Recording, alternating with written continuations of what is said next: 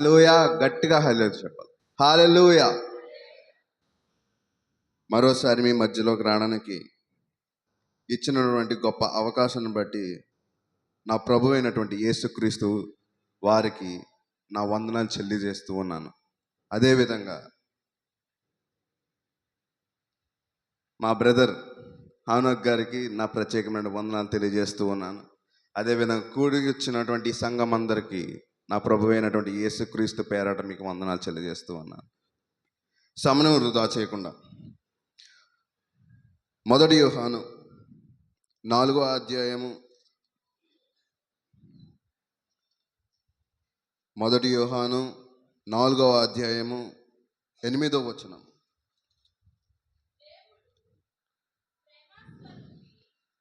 దేవుడు ప్రేమస్వరూపి, ప్రేమ లేనివాడు దేవుణ్ణి ఎరుగడు. చాలండి, చాలు సార్. ఈ యొక్క సాయంత్రకాల సమయాన్న లేకపోతే పిల్లల ద్వారా అమ్మ నాన్న పొందుకునేది ప్రేమ. ఇంకో అంశం చూస్తే ఒక హస్బెండ్ అండ్ వైఫ్ ఉండాల్సింది ప్రేమ ఖచ్చితంగా. కానీ పరిశుద్ధ గ్రంథం ఏం చెప్తుందంటే, నువ్వు ప్రేమని ఎరగకపోతే నువ్వు దేవుణ్ణి ఎరగలేదు. అంటే if you don't love God, God doesn't love you. నువ్వు దేవుని ప్రేమించకపోతే దేవుడు నిన్ను ప్రేమించడు. ఎందుకు ప్రేమించడంటే that is the milestone to love God. అది ఒక పిల్లరగా ఉన్నదన్నమాట, ఒక స్తంభములాగా ఉందన్నమాట దేవుని ప్రేమించాలంటే. అక్కడ మళ్ళీ ఒకసారి చదువుదామా 8వ వచనం. దేవుడు ప్రేమస్వరూపి, ప్రేమ లేనివాడు ఒకసారి ఆపండి. ప్రేమ లేనివాడు దేవుణ్ణి ఎరగడు. మనం ఉన్నటువంటి ప్రజెంట్ సిచ్యువేషన్లో, ప్రస్తుత దినాల్లో దేవుని మీద ప్రేమ ఉండవలసింది చాలా ప్రాముఖ్యకరమైనది. దేవుడు ఏం కోరుకుంటున్నాడు మన దగ్గర నుంచి? ప్రేమ కోరుకుంటున్నాడు. If you don't love God, you are not eligible to take over the love of God. నువ్వు దేవుని ప్రేమించలేకపోతే దేవుడు నిన్ను ప్రేమించలేడు. నా ప్రియమైనటువంటి సంగమా, ప్రేమ అనేది చాలా ప్రాముఖ్యకరమైనది. యోహాన్ చెప్తున్నాడు, దేవా నేను ఏమై ఎరుగనో నాకు తెలియదు, కానీ నీ ప్రేమ ద్వారా నన్ను బ్రతికించని యోహాను సెలవిస్తున్నాడు. అదేవిధంగా 1 యోహానులో ఈ విధంగా యోహాన్ రాస్తున్నాడు, దేవుని ద్వారా ఎరిగినటువంటి మనమందరం ఖచ్చితంగా దేవుణ్ణి ప్రేమించాల్సిన పరిస్థితి ఉన్నది. ప్రేమనండి సంగమా, ఇప్పుడు ఉన్నటువంటి ప్రస్తుత దినాల్లో ప్రేమ అన్నది it's a very silly thing. అదొక ఎలా ఉన్నదంటే it is a simple word that we can use anywhere. అది ఆ పదాన్ని మనం ఎక్కడ పడితే అక్కడ వాడతాం. కానీ పరిశుద్ధ గ్రంథంలో అలా రాయబడలేదు. పరిశుద్ధ గ్రంథంలో ఒక సింపుల్ వాడుగా, ఒక తీసి పాడేసిన పదాన్నిగా దేవుడు దాన్ని చేయలేదు. కానీ ఇది ఒక మైల్ స్టోన్, ఇది ఒక ప్రాముఖ్యమైనటువంటి పదముగా దేవుడు ప్రేమని ఎంచి ఉన్నాడు. దేవుణ్ణి మనం ప్రేమించలేకపోతే దేవుడి దగ్గర నుంచి మనం ఏమీ ఎక్స్పెక్ట్ చేయలేం. ఎందుకనంటే మనం ప్రేమిస్తేనే ఆయన ప్రేమిస్తాడు. ఇది మొదటి నిమిషం. రెండవది ఆరాధన. ఏంటండి? ఆరాధన. ఆరాధన ప్రేమ లేకపోతే ఆరాధన చేయలేము. ఆరాధన చేయకపోతే అదేంటంటే అదొక మనం ఎంత పాడినా సరే అది దేవుని దగ్గరికి వెళ్ళదు. ఆరాధన అనేది అది కూడా ఒక ముఖ్యమైనటువంటి అవసరం. ఎప్పుడంటే మనం ఎప్పుడైతే దేవుని పట్ల ప్రేమ కలిగి ఉంటామో then only we can worship. అప్పుడు మాత్రమే మనం దేవుణ్ణి ఆరాధించగలం. అది ఏ విధంగా అయినా సరే, పాటల ద్వారా అని, వాయిద్యాల ద్వారా అని, ఎటువంటి రీతిగా అయినప్పటికీ మనకు కావాల్సింది ప్రేమ దేవుని పట్ల. రెండవది, దేవుని పట్ల మనం ఆరాధన చేయగలిగి ఉండాలి.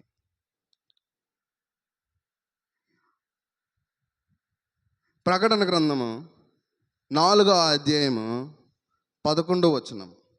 ప్రకటన గ్రంథము ఉమ్, ఉమ్, ఉమ్, ఉమ్, ఉమ్, ఉమ్, సృష్టించితివి, ఉమ్. నీ చిత్తమును బట్టి నీ చిత్తమును బట్టి అవి ఉండెను, దానిని బట్టి సృష్టింపబడను. చాలండి, చాలండి. దేని పట్ల సృష్టించబడిందండి? ఒక్కసారి ఆ ముందు వచనం చదువుతారా?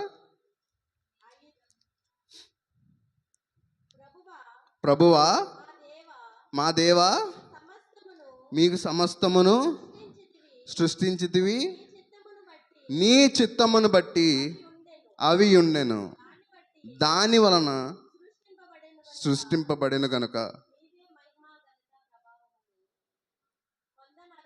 చాలండి. మనం ఇక్కడ అర్థం చేసుకోవాల్సింది ఏంటంటే దేవుణ్ణి మనం మహింపరచడానికి ఇది ఒక మూలము, ఒక మూలం. ఎందుకనంటే దేవుణ్ణి ఆరాధించడంలో మనకి ఎంతో ఆనందం ఉంది, చాలా ఆనందం ఉంది. అది ఎప్పుడు వస్తుందంటే when we love God, worship will be surrender to God. ఆరాధన చేస్తున్నప్పుడు ఖచ్చితంగా దేవుడు ఎరుగుతాడు. ఎందుకనంటే మనం దేవుణ్ణి ప్రేమిస్తున్నాం కనుక. దేవుణ్ణి ప్రేమించలేకపోతే మనం ఏది దేవుని దగ్గర నుంచి ఆశించకూడదు. ఒక సామెత ఉంటుంది, రెండు కాళ్ళు రెండు పడల మీద ప్రయాణించే బదులు ఒక పడవ మీద రెండు కాళ్ళు పెట్టి ప్రయాణించాలి. అంటే ఏంటి? నువ్వు అటు పడకుండా ఇటు పడకుండా మధ్యలో ఉండకరా అని అంటున్నారు. మనం కూడా అంతే అండి. కొంతసేపు దేవుణ్ణి ఆరాధించడానికి, కొంతసేపు ఏమో లోకంలో ఉండడం. లోకంలో ఉండడం అనేది తప్పు లేదు, క్రైస్తవులు ఉండాలి ఖచ్చితంగా. ఎందుకనంటే మనం లోకంలో ఉంటేనే మనం లోకాన్ని అర్థం చేసుకుని వాళ్ళని ఎలాగ మనం దేవుని నడిపించడం అనేది సంఘము యొక్క బాధ్యత. మీకు ఒక మాట చెప్తానండి. ఒక సంఘానికి కాపరైనటువంటి వారు పాస్టర్ గారు. పాస్టర్ గారు ఏం చేస్తారంటే ఆ సంఘానికి బోధిస్తారు. ఆ సంఘానికి ఏం చేస్తారు? బోధిస్తారు. ఆ సంఘం యొక్క బాధ్యత ఏంటంటే బోధించిన దాన్ని అనేకులకు సువార్త ప్రకటించాలంటారు కదా. మన యొక్క బాధ్యత ఏంటంటే మన అటువంటి పెద్దలు కానీ, మన యొక్కటువంటి పాస్టర్ గారు కానీ మనకి ఏదైతే బోధిస్తున్నారో అది మనం లోకానికి ప్రకటించాలి.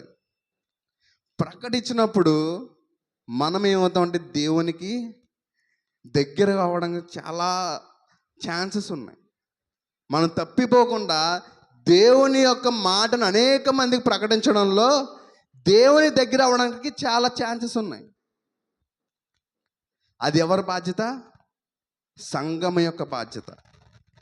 మనం సంఘంగా ఉన్నప్పుడు ఒక 10 మందికి దేవుని యొక్క సువార్తను ప్రకటించడానికి, అది ఎలా అంటే దేవుని యొక్క ప్రేమ ద్వారా. చాలామంది సాక్ష్యాలు చెప్తారు కనుకండి. ఏమని చెప్తారు? దేవుని యొక్క ప్రేమ ద్వారా నేను ఈరోజు ఈ స్థితిలో ఉన్నాను. దేవుని యొక్క ప్రేమ ద్వారానే నేను ఈరోజు ఈ స్థితిలో ఉన్నాను. అంటే ఏంటి? దేవుని యొక్క ప్రేమను పొందుకున్నాము కాబట్టి మనం ఆ సాక్ష్యాన్ని చెప్పగలుగుతున్నాం. దేవుని యొక్క ప్రేమ లేకపోతే దేవుని యొక్క ప్రేమ లేకపోతే మనం ఏం చేయడానికి లేదు. కానీ దేవుని యొక్క ప్రేమ ఎవరైతే ఎరిగి ఉంటారో వారు దేవుని యొక్క దృష్టిలో ఒక ఉన్నతమైనటువంటి స్థానాల్లో ఉంటారు. లోకరీతిగా చూస్తే దేవుడు నీకేమి చేయకపోయి ఉండొచ్చు, ఏమీ చేయకపోయి ఉండొచ్చు. ఒక ఉదాహరణ ఇస్తాను.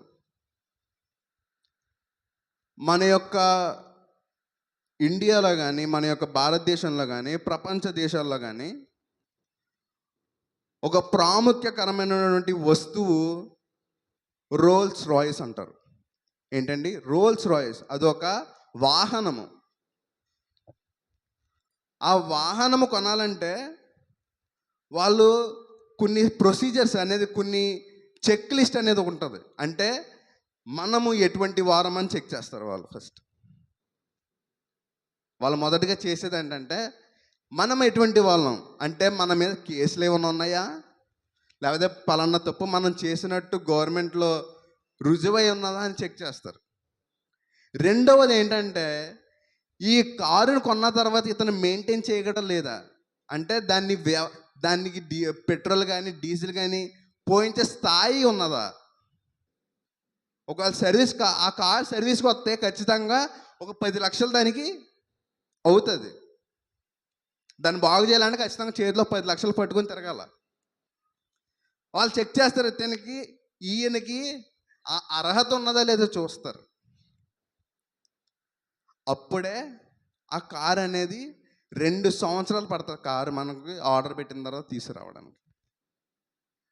మనుషులుగా ఒక ఒక ఒక వెహికల్ని లేకపోతే ఒక సామానాన్ని మనం కొనాలంటే మనము ఎంతో చెక్ చేసుకుంటున్నప్పుడు ప్రభువు అయినటువంటి యేసుక్రీస్తు తన యొక్క సొంత రూపంలో మనల్ని తయారు చేసుకొని ఈ భూలోకానికి మనం విడిచిపెట్టి మనం ఏదైతే అడుగుతామో దేవుడు ఇంకెంతో ఆలోచిస్తారు మన గురించి.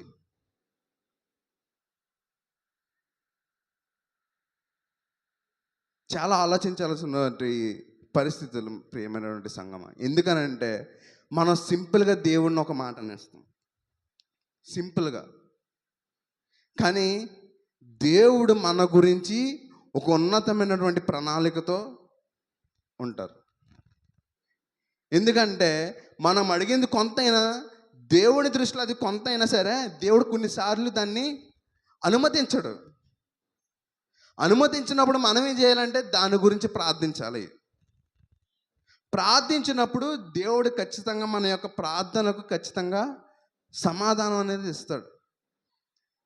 ఆ సమాధానము గురించి మనం వేచి ఉండాలి.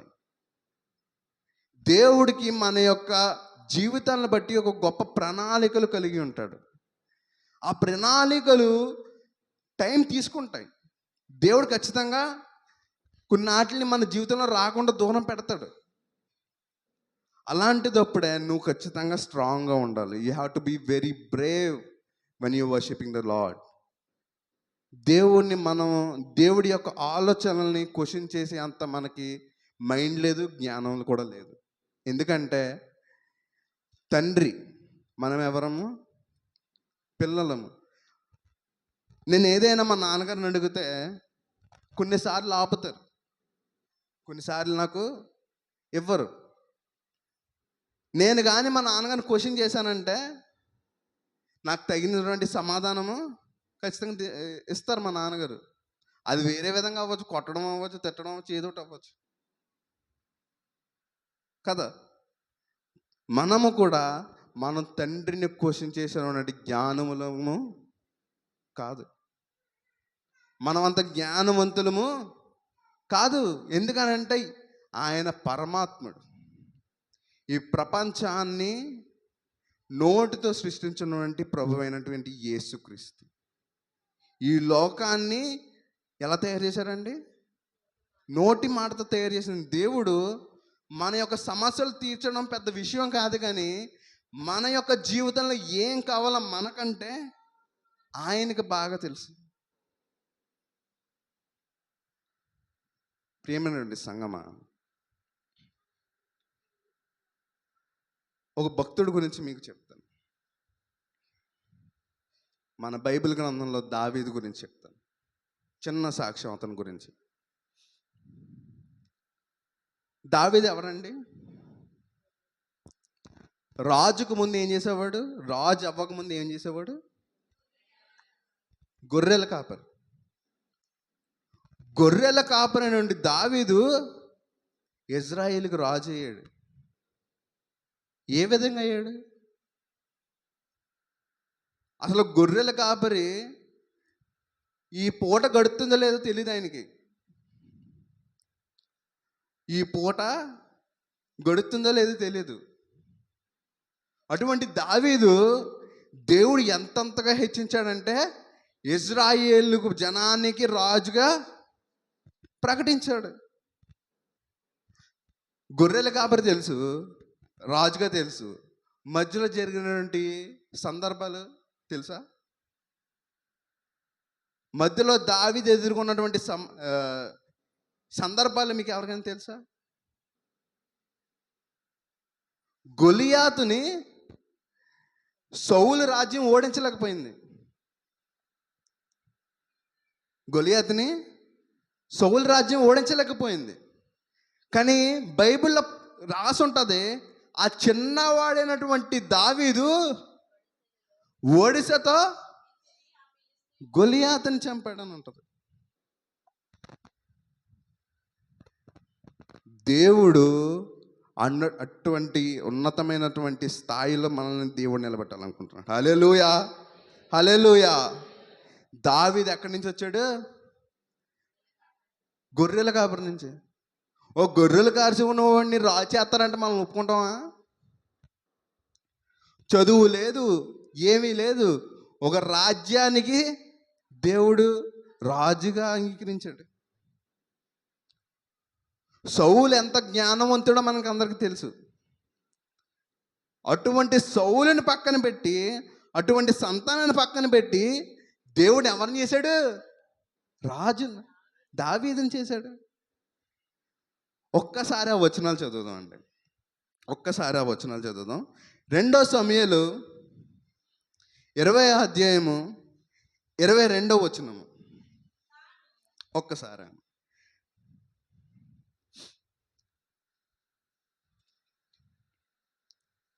2 సమూయేలు 20వ అధ్యాయము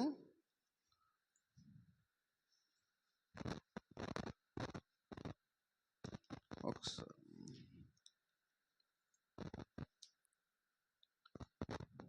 క్షమించండి, 2 సమూయేలు 6వ అధ్యాయము 15వ వచనం. 2 సమూయేలు ఇలాగున దావీదును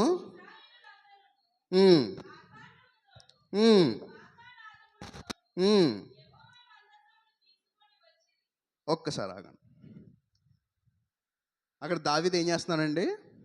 రాజు అయిన తర్వాత దావీదు దేవుని యొక్క మందసాన్ని, ఆర్క్ ఆఫ్ కవనెంట్, దేవుని యొక్క మందసాన్ని ఆర్భాటంగా తీసుకొస్తున్నానంట.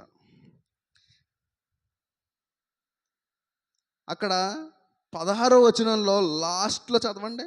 16వ వచనం లాస్ట్లో, కొద్దిగా ముందు చదవండి, కొద్దిగా ముందు.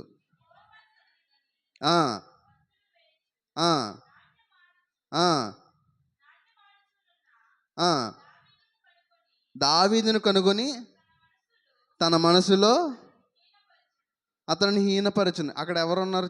అక్కడ ఎవరు చేస్తున్నారు? అక్కడ ఎవరు చేస్తున్నారండి? సౌలు కుమార్తె, దావీదు యొక్క భార్య. దావీదు తీసుకొస్తున్నానంట మందసాన్ని, దేవుడి యొక్క మందసాన్ని దారిలో తీసుకొస్తున్నానంట. తీసుకొస్తున్నప్పుడు అతని భార్య ఏం చూసిందంట అంటే, ఉద్దేశం ఏంటి? ఆవిడ ఉద్దేశం ఏంటంటే,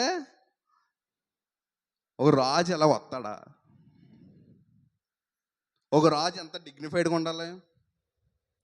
ఈ కాలంలో అయితే మంచిగా 3 పీస్ సూట్ వేసుకొని, ఆ, లేకపోతే ఒకవేళ తమిళనాడు స్టైల్ కానీ కేరళ స్టైల్ ఏంటంటే ఒక పంచ కట్టుకొని వైట్ షర్ట్ వేసుకొని వస్తారు కదండి. అప్పుడు ఎలాగా బంగారముతోనూ అలంకరించుకొని రాజులు వచ్చేవారంట. కానీ అక్కడ దావీదు ఏం చేస్తున్నాడు? గొంతులు వేయచ్చు, నాట్యమాడుచు.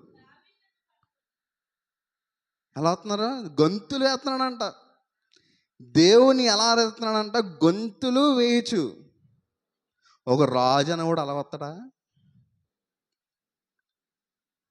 ఒక రాజు అనేవాడు ఇజ్రాయిల్ నుండి దేశానికి రాజు అనేటువంటి దావీదు అలా వస్తాడా? అక్కడ గొంతులు కాదు, ఆర్భాటాలు కాదండి. దేవుడు ఒక స్థానంలో నిలబెట్టినందుకు దేవునికి కృతజ్ఞతాస్తుతులు చెల్లిస్తున్నాడు దావీదు. ఏ రూపంగా? గొంతులు వేస్తున్నాడంట. గొంతులు వేస్తున్నాడంట. అదేవిధంగా కొంచెం కిందకు వస్తే 20 వచనం. ఆ, ఆ, కాగా ఆ, సౌలు కుమార్తెయగు మీకాలు ఉమ్, దావీదును ఎదుర్కొన్న బయలుదేరి వచ్చి ఓకే. కొద్దిగా కింద చదవండి. 22 21 చదవండి. ఆ, అతని సంతతిని విసర్జించి ఆ, ఇశ్రాయేలులను ఆ, తన జనుల మీద నన్ను అధిపతిగా నిర్ణయించుటకై చాలండి.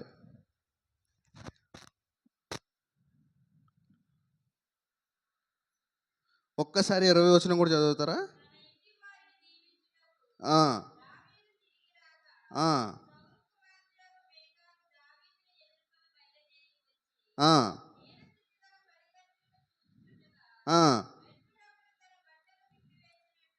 చాలండి. అక్కడ దావీదు ఎలా వచ్చాడంటే ఇంటికి ఇంగ్లీష్లో హైలైట్గా ఉంటుంది.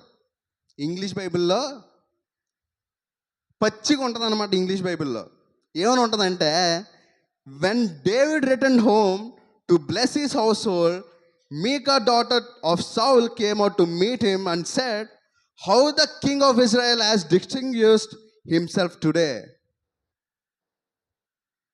అంటుంది. మన భాషలో మాట్లాడుకోవాలంటే, ఇజ్రాయేల్కి రాజు అయినటువంటి వాడివి ఇలా వస్తావా నువ్వు? బట్టలు లేకుండా, ఒంటి మీద గొడ్డ లేకుండా వస్తావు నువ్వు? అక్కడ పని వాళ్ళు మన దగ్గర పని చేసే వాళ్ళు చూసి నవ్వుతున్నారు, నేను చూడవయ్యా నువ్వు అని అంటున్నారు. ఎవరు? పని గద్దెలు చూస్తున్నారంట. దావీదు బట్టలు లేకుండా వస్తుంటే చూస్తున్నానంట. అక్కడ కింద 21 వచనంలో దావీదు ఏ విధంగా రిప్లై, ఎటువంటి కౌంటర్ ఇస్తారో చూడండి ఒకసారి చదవండి.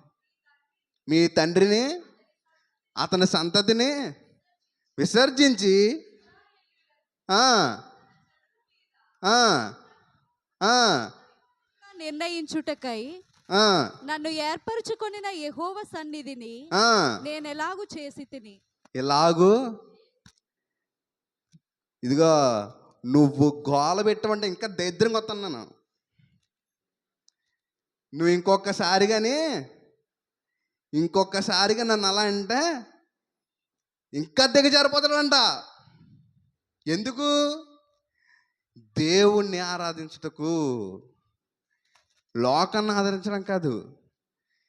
అతను ఏమంటున్నాడంటే, మీ నాన్నగారి తర్వాత మీ సంతతినంతను వదిలేసి దేవుడు నన్ను రాజుగా చేశాడు. ఎవరిని రాజుగా చేశాడు? దావీదును. దావీదు ఎవడు? గొర్రెల కాపరి అయినటువంటి నన్ను దేవుడు ఎంత హెచ్చించాడంటే, దాని గురించి నేను ఇంకా దిగజారిపోతాను. ఎందుకంటే దేవుణ్ణి ఆరాధించడంలో దావీదు ముందస్తులో ఉన్నాడు కాబట్టి. ప్రియమైనటువంటి సంగమా, మనం దేవుని ఎలా ఆరాధిస్తున్నాం? How you are worshipping God? దావీదులా చేయకపోయినా కనీసం అన్న చేస్తున్నావా? దేవుడు ఒకసారి జ్ఞాపకం చేసుకుంటే, నా జీవితం జ్ఞాపకం చేసుకుంటే, నేను ఎక్కడ ఉన్నాను, నేను చదువుకునే టైంలో, ఇప్పుడు దేవుడు నన్ను హెచ్చించాడు. నేను ఎక్కడి నుంచి వచ్చానని నాకు తెలుసు. నేను ఎక్కడి నుంచి వచ్చానో నేను మర్చిపోలేదు. దేవుడు ఇప్పుడు నన్ను ఎక్కడ పెట్టాడో అది కూడా తెలుసు, నేను అది కూడా మర్చిపోను. నేనేం గుర్తు చేసుకుంటానంటే, దీనుడైనంటే నన్ను దేవ ఇప్పుడు ఈ స్థానంలో నన్ను ఉంచావు.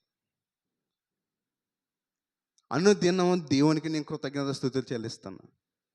ఎందుకనంటే నేను యోగ్యను కాకపోయినా సరే దేవుడు నన్ను అంగీకరించి తన సేవకుడిగా వాడుకుంటున్నాడు. హల్లెలూయా, హల్లెలూయా. ప్రియమైనటువంటి సంగమా, ఇక్కడ ఉన్నటువంటి ప్రతి ఒక్క వారి జీవితంలో కూడా దేవుడు ఖచ్చితంగా కొన్ని మేలు అన్నటువంటివి ఖచ్చితంగా చేసి ఉంటాడు. అది 100% షూర్.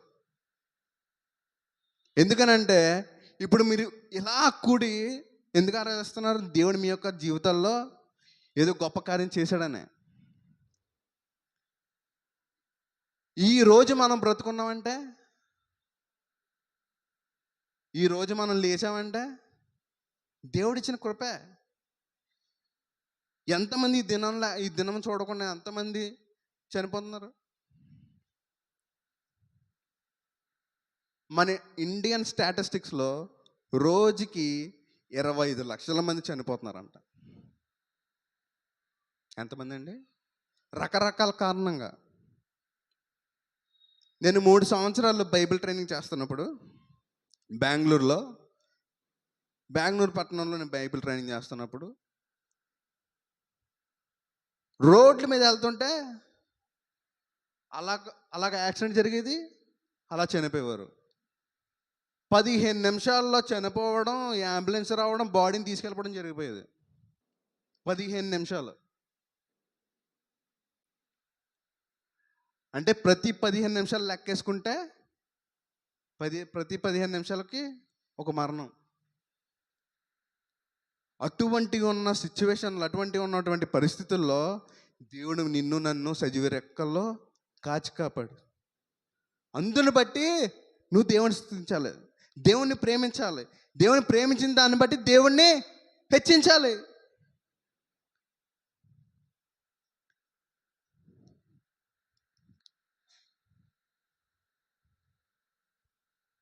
హీబ్రూ వర్డ్లో శాఖ అని ఒక పదం ఉంటుంది.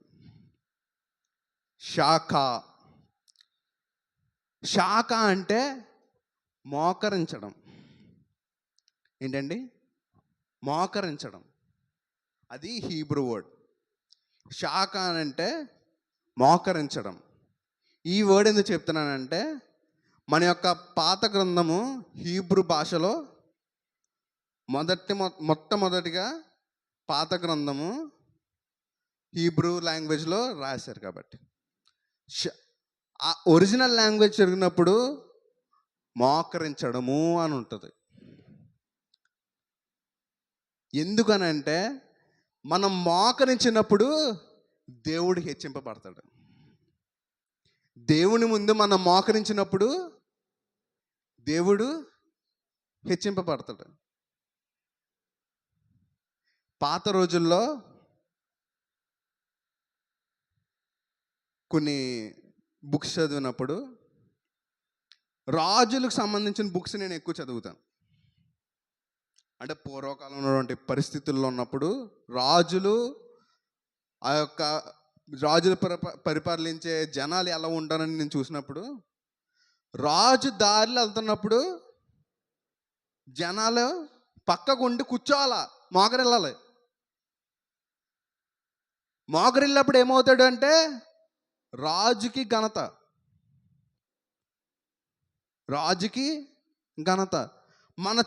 దేవుని యొక్క చేతులతో మనల్ని తయారు చేసినప్పుడు, దేవుని యొక్క అత్యున్నతమైనటువంటి కృపను, ప్రేమను మనపై కృమ్మరించినప్పుడు మనం ఎంత దిగజారాలి దేవుని యొక్క దృష్టిలో, దేవుని ఆరాధించటంలో. మనం ఎవరిని ఆరాధించట్లేదు, మన యొక్క దేవుణ్ణి ఆరాధిస్తున్నాం. మన యొక్క తండ్రిని ఆరాధిస్తున్నాం, గౌరవిస్తున్నాం. శాఖ మోకరిల్లాలి దేవుని ముందు. అది ప్రాముఖ్యకరమైనటువంటి ఆరాధన దేవుని దృష్టిలో.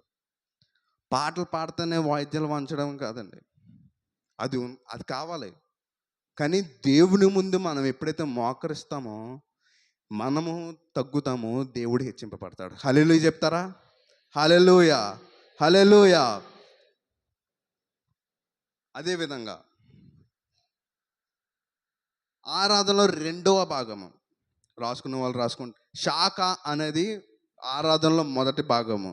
ఒకవేళ స్పెల్లింగ్ కావాలంటే SHACHAH స్పెల్లింగ్, SHACHAH, శాఖ.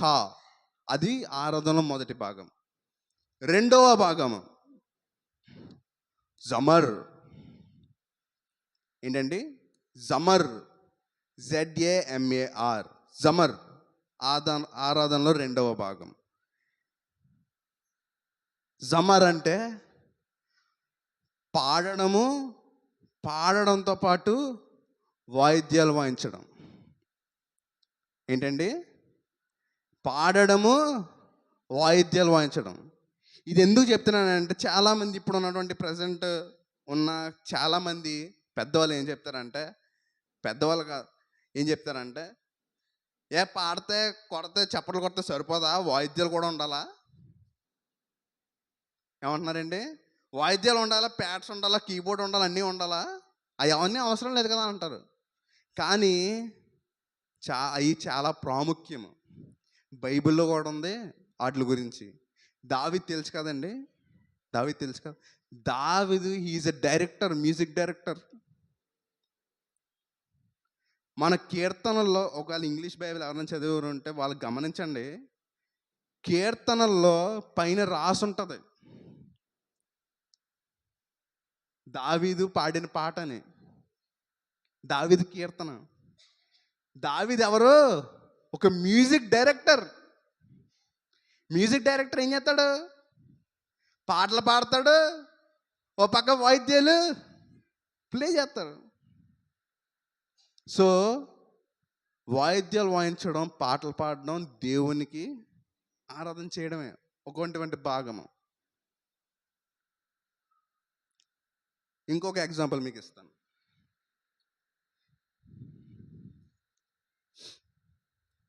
రెండవ రాజులు 3వ అధ్యాయం 15వ వచనం నుంచి 18. ఖచ్చితంగా మీకు నేను చెప్పే ప్రతిదానికి బైబిల్ వసత ఖచ్చితంగా ఇస్తాను, మీరు నోట్ చేసుకుంటే బాగుంటుంది. నా యొద్దకు ఈమె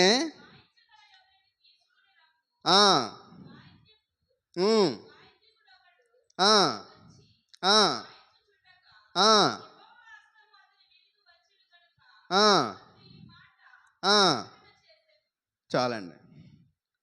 ఈ మాటలు ఎవరు పలుకుతున్నారు? ఎలీషా ప్రవక్త. ఎలీషా ప్రవక్త ఒక చోట కూర్చున్నాడంట, దేవుడి యొక్క సమాచారం గురించి వెయిట్ చేస్తున్నాడు. దేవుడు ఏం చెప్తాడో, ఏమైతే ప్రవచిస్తాడో ఆ ప్రవచనాన్ని ఎలీషా తీసుకెళ్ళి జనులు చెప్పాలి. Elisha wait చేస్తున్నాడంట. వెయిట్ చేస్తుంటే దేవుని యొక్క ఏదో ఆపుతుందంట ఎలీషాని. అక్కడ ఉన్నటువంటి రాజు డైవర్ట్ చేస్తానంట, ఏదో కదుపుతానంట. ఎలీషా అంటాడు, నాకు ఒకసారి మళ్ళీ చదవండి.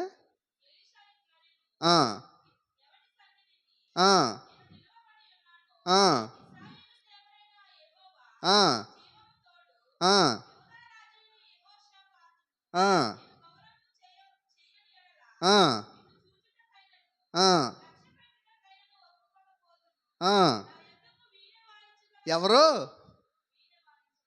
వీణ వాయించేవారు, హార్పిస్ట్.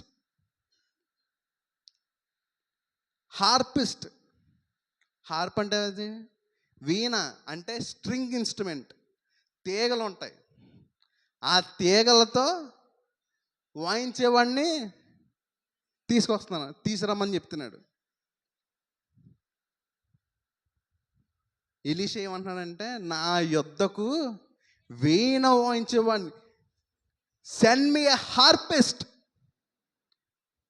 హార్పిస్ట్ అంటే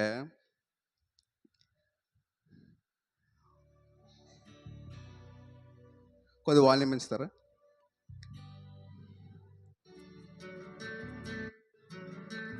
హార్ప్, స్ట్రింగ్స్, గిటార్. గిటార్తో వాయిస్తున్నారు. ఎప్పుడైతే హార్మోని వచ్చిందో దేవుని యొక్క దూత వచ్చి ప్రవచించిందంట. ఎప్పుడైతే ఎలీషా ప్రార్థిస్తున్నప్పుడు ఎప్పుడైతే ఆ పక్క నుండి హార్పిస్ట్ వాయిస్తున్నాడో దేవుని యొక్క సమాచారం వచ్చిందంట. ఎప్పుడండి? వాయిస్తున్నప్పుడు. కానీ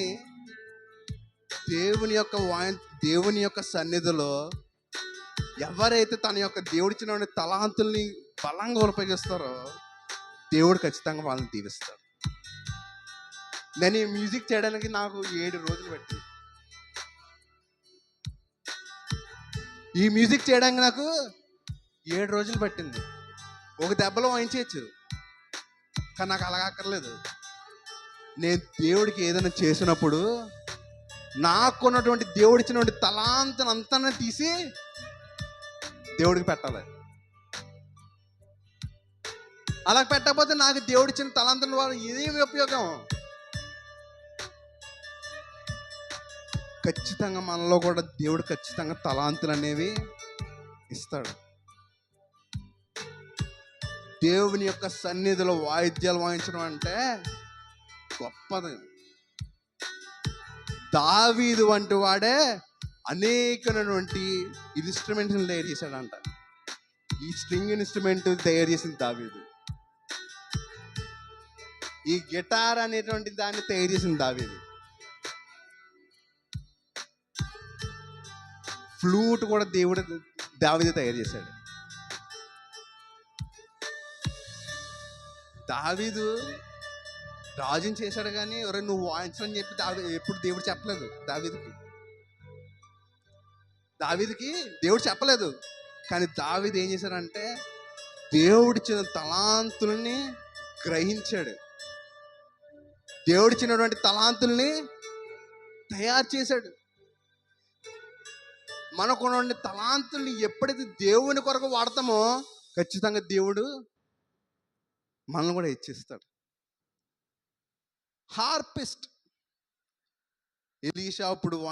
ఎలీషా పక్కన కూర్చొని వాయితే దేవుని యొక్క దూత వచ్చి సమాచారం ఇచ్చింది. మ్యూజిక్ని it's a very important. Music చాలా ప్రాముఖ్యకరమైనది. మేము 10 మంది ఉంటాం మా గ్రూప్. బెంగళూరులో ఉన్నప్పుడు ప్రతి ఆదివారం మాకు ఖాళీ ఉండేది కదా. ఎందుకంటే మా ఏరియాలో వీఆర్ ద బెస్ట్ బ్యాండ్. వాయిద్యాలు వాయించడంలో మా ఉండే ఏరియాలో మమ్మల్ని మించడం లేడు. నేను దాన్ని బట్టి నాకు స్వార్థం కాదు, కానీ దేవుడు మమ్మల్ని ఎలా వాడుకున్న దాని గురించి మాకు తెలుసు. మాకున్నటువంటి తలాంతుల్ని దేవుడి కొరకు ఎలా వాడాలో మాకు అర్థమైంది. మేము దేవునిలో ఉన్నప్పుడు చాలా అనుభవించాం. మీరు నమ్ముతారో నమ్మర్లో కానీ హైదరాబాద్ పట్టణం వెళ్ళినప్పుడు మా అందరి డబ్బులు ఒకటి దగ్గరికి ఇచ్చాం. మేము హైదరాబాద్లో కాన్సర్ట్ చేయాలంటే వెళ్ళాం, అందరం కలిసి ఒక 10 మంది కలిసి వెళ్ళాం, మేము మా బ్యాండ్ కలిసి. వెళ్ళినప్పుడు మాకున్నటువంటి ఆ డబ్బులు ఏవైతే ఉన్నాయో, మా ఖర్చులకు వాడాల్సినటువంటి డబ్బులు ఏవైతే ఉన్నాయో, మా గ్రూప్లో ఒకడికి ఒరే మీ దగ్గర ఉంచరా, ఏ ఖర్చు ఉన్నా దేని సరే దీంట్లో నుంచి వాడని చెప్పేసి ఇచ్చాం. హైదరాబాద్ హోల్ సిటీకి వెళ్ళాం మేము. నడుస్తున్నాం హోల్ సిటీలో. హోల్ సిటీ అంటే చార్మినార్ దగ్గర. ఎవడు కొట్టేశాడు కానీ మా డబ్బులు కొట్టేశాడు. ఎవడు కొట్టేశాడు కానీ పక్క నుంచి వెళ్తుంటే కొట్టేశాడు.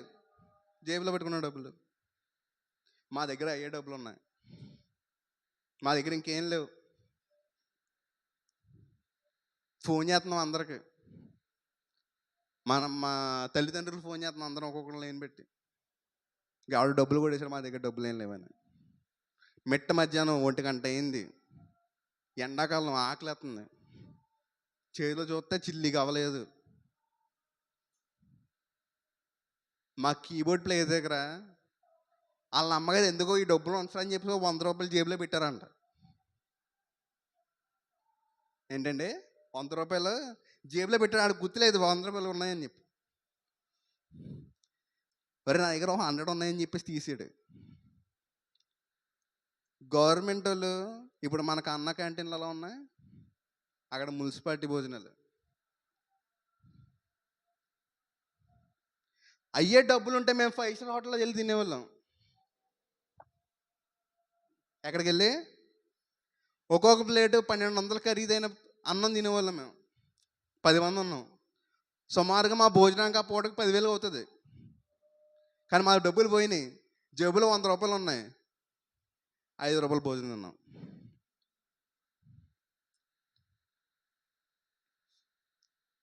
మేము అన్నీ వదిలేసి ఏదో కార్పొరేట్ ఆఫీస్లో ఉద్యోగం చేసుకుంటే నెలకు 1,00,000 రూపాయలు రావా? లేకపోతే ఏదైనా బిజినెస్ పెట్టుకుంటే కనీసం నెలకు 50,000 రావా చేతిలోకి? మేము మా గురించి చేసుకోవట్లేదు, కానీ దేవుడు మమ్మల్ని ఏ విధంగా అయితే ఆశీర్వదించాడో లోకాన్ని కూడా దేవుడు ఆశీర్వదించాలని చెప్పేసి మా ప్రయత్నం ద్వారా మేము జనాలకి సువార్తను ప్రకటిస్తున్నాం. మాకు అటువంటి ఇది లేదా?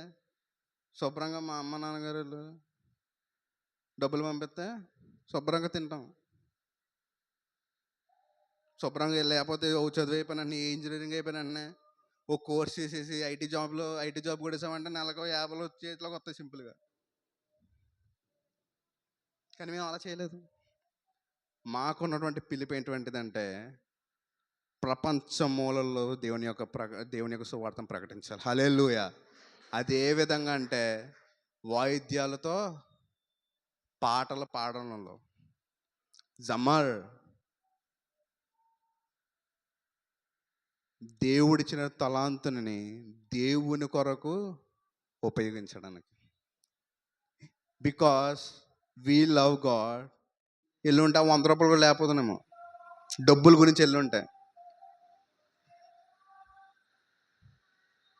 మేము అలాంటి వాళ్ళం కాదు. మేము ఎటువంటి వాళ్ళం అంటే మేము బ్రతికినంతకాలం 10 మందిని దేవుళ్ళను నడిపించే వారిగా దేవుడు మమ్మల్ని ఆశీర్వదించాడు, అభిషేకించాడు. కాబట్టి మేము అటువంటి పరిస్థితుల్లో వెళ్ళాల్సినటువంటి పరిస్థితి. దేవుని యొక్క సేవ వల్ల అనేకమైనటువంటి కష్టాలు, అనేకమైనటువంటి శ్రమలు ఎదుర్కొంటాం, కానీ తప్పులేదు. దేవుడు ఏం చేస్తాడంటే ఎగ్జామ్ పెట్టి పక్కనే ఒక బుక్ పెడతాడు. బుక్లెట్ అంటే వాటిలోనే ఆన్సర్లు ఉంటాయి. Open book exam. దేవుడే క్వశ్చన్ పేపర్ ఇచ్చి పక్కన ఒక బుక్ పెడతాడు, ఆన్సర్ బుక్. మేము ఏం చేయాలంటే దాన్ని వెతుక్కుంటే మేము రాయాలి. మేము అదే చేస్తున్నాం. దేవుడు ఒకటే అడుగుతున్నాం మేమైతే, దేవా ఏదైనా కష్టం వచ్చినప్పుడు ఆ కష్టాన్ని ఎదుర్కొనే శక్తిని కలగజేయమని. ఈ లోకంలో బ్రతికినంతకాలం మానవాళికి ఏదో ఒక శ్రమ అనేది, కష్టం అనేది ఖచ్చితంగా వస్తాయి. కానీ సంగమగా మనం ఏం చేయాలంటే దేవుని మీద ఆధారపడాలి. ఆధారపడితే ఖచ్చితంగా దేవుడికి తగినటువంటి సమాధానాన్ని ఖచ్చితంగా ఇస్తాడు. ఎలాగైతే గొలియాతును ఓడించినటువంటి దావీదుని రాజుగా చేశాడో అది ఒక పరీక్ష దావీదుకి అదొక పరీక్ష. ఆ పరీక్ష పాస్ అయ్యాడు కాబట్టే దేవుడు ఉన్నతమైనటువంటి స్థానంలో దావీదుని ఉంచాడు.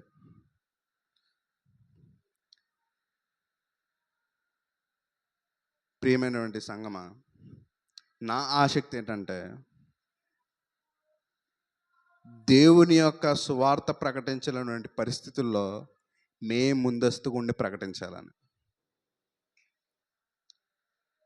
ఎందుకంటే ఇప్పుడున్నటువంటి సామాజిక పరిస్థితులలో సేవ ప్రకటించడం అనేది సాధ్యం కాదు, అంత సింపుల్ కాదు, కష్టం.